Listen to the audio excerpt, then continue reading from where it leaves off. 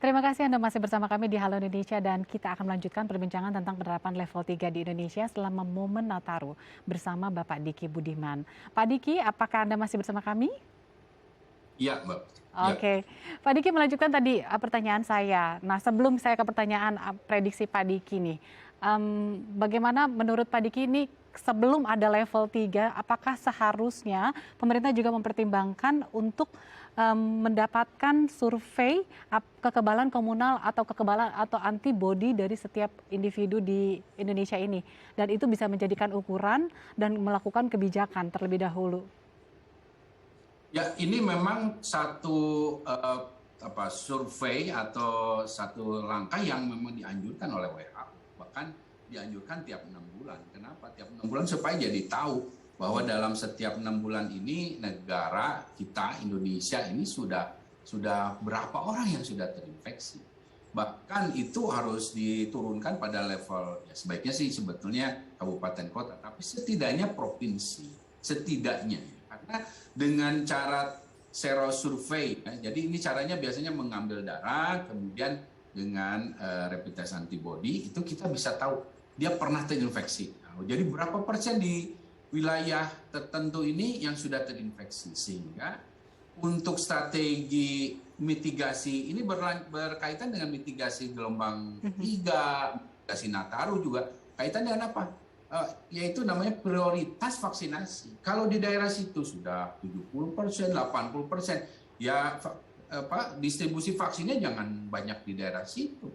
Cari yang ternyata di sini baru 20%, baru 30%, itu yang dikejar. Dan ingat, ini memang juga penting karena orang yang sudah terinfeksi jadi penyintas ini memang 6-7 bulan kurang lebih dia memiliki imunitas. Walaupun di imunitas yang terbentuk ini tidak sesempurna atau kuat yang sudah divaksinasi. Nah, artinya lagi ini juga akan jadi bekal untuk ke depan. Oke, nanti setelah sekian bulan kita akan perkuat dengan cukup di daerah situ, ya cukup satu dosis vaksin. Jadi nggak harus 2 dosis. Orang yang penyintas itu sebetulnya berbasis riset, dikasih suntikan satu aja udah jadi kayak booster buat dia. Nah, ini kan ada mat juga alokasi dari vaksin kita yang memang terbatas.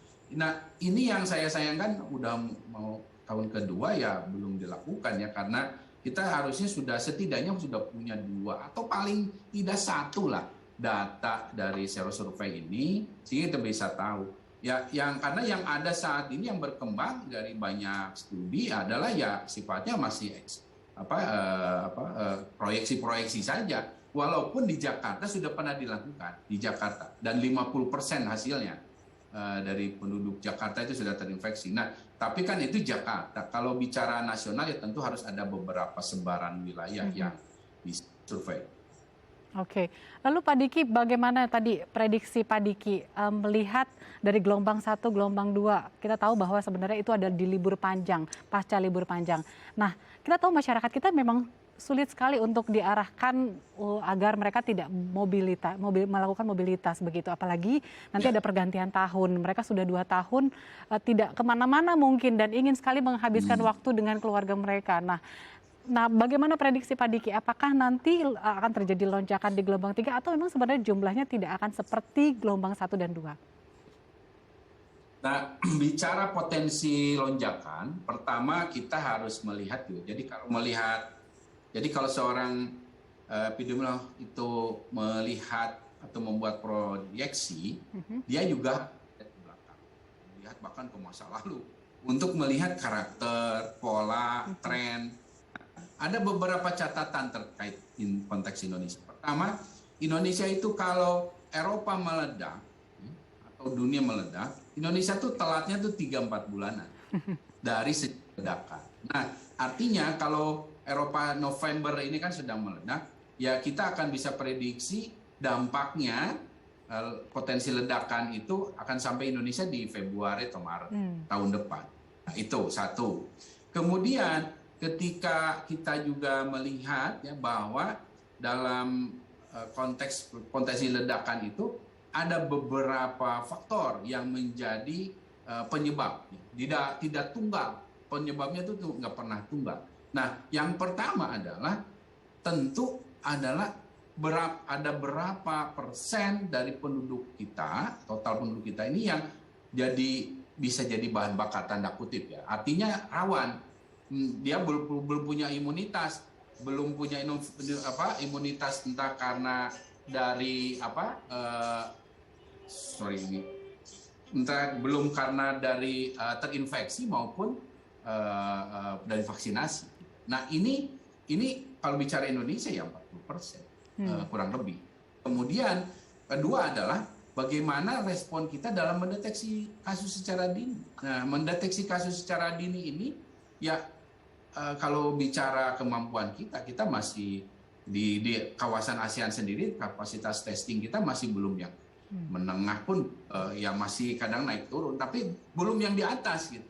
Dengan jumlah penduduk yang besar ini dibandingkan dengan Singapura, kapasitas testing kita belum memadai. Itulah sebabnya bicara potensi ledakan itu ada, tapi karena jumlah vaksin yang sudah divaksin ini sudah juga banyak, yang terinfeksi juga sudah banyak, sehingga potensi ledakannya enggak mudah-mudahan tidak sebesar potensi gelombang kedua. Namun kita harus waspadai karena apa yang terjadi di Eropa ini tampaknya dalam analisa saya itu disebabkan oleh Delta varian yang tampaknya lebih fit, lebih juga efektif menginfeksi, termasuk viral load-nya lebih tinggi. Nah, ini artinya harus kita waspadai dan tentu upaya mitigasi harus dilakukan. Baik, terakhir Pak Diki, saya mau dong pendapat Pak Diki. Ini berkaitan sama level 3 kemarin mendapat sorotan dari masyarakat. Kenapa sih pemerintah melakukan kebijakan berubah-ubah begitu, dan akhirnya Pak Luhut pun mengeluarkan suara bahwa sebenarnya kebijakan selama pandemi wajar berubah-ubah. Nah, dan memang Pak Luhut juga menegaskan bahwa sebenarnya penanganan pandemi di Indonesia sudah lebih baik dari negara lain. Nah, benarkah demikian Pak Diki? Ya, kalau disebut baik ini yang tentu harus ada ukurannya, ada ukuran. Mungkin ada 1-2 aspek kita lebih baik. Misalnya kegotong royongan, ya. Kemudian masyarakat yang kita tuh sebenarnya masyarakat kita lebih manut dibanding kita kan nggak ada tuh demo-demo ini itu bagus berarti masyarakat. Jadi baik itu aspeknya ada aspek pemerintah, ada aspek masyarakat. Dan kemudian kalau bicara dari indikator masalah vaksinasi ya belum, ya, itu jelas karena kita kan baru mencapai yang vaksinasi penuh saja masih belum mencapai 50%. Kita masih kalah dibanding Singapura atau Malaysia atau Vietnam, bahkan Kamboja. Satu. Kemudian kalau bicara testing ya kita juga belum, ya. Kalau bicara dengan konteks nggak usah jauh-jauh lah dengan kawasan ASEAN, ya. Walaupun ada yang di bawah kita. Kemudian kalau bicara dari merespon secara komprehensif pandemi ini, memang ini sudah ada arah yang lebih baik, ya, on track. Tapi sekali lagi kalau bicara klaim lebih baik ini akan sangat ada momen-momen yang kita mungkin lebih baik, ya, tapi yang bisa diukur secara general begitu ya.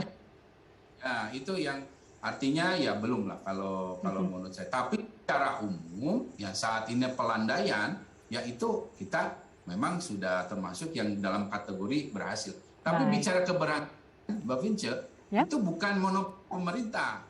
Ingat ya, kita melalui gelombang 2 itu dengan pengorbanan banyak jiwa, pengorbanan banyak masyarakat. Jadi menurut saya tidak bisa lah pemerintah mengklaim-klaim gini karena bagaimanapun ada di balik itu ada korbannya, ada korban jiwa yang banyak. Dan saya kira yang penting adalah kita berusaha memperbaiki.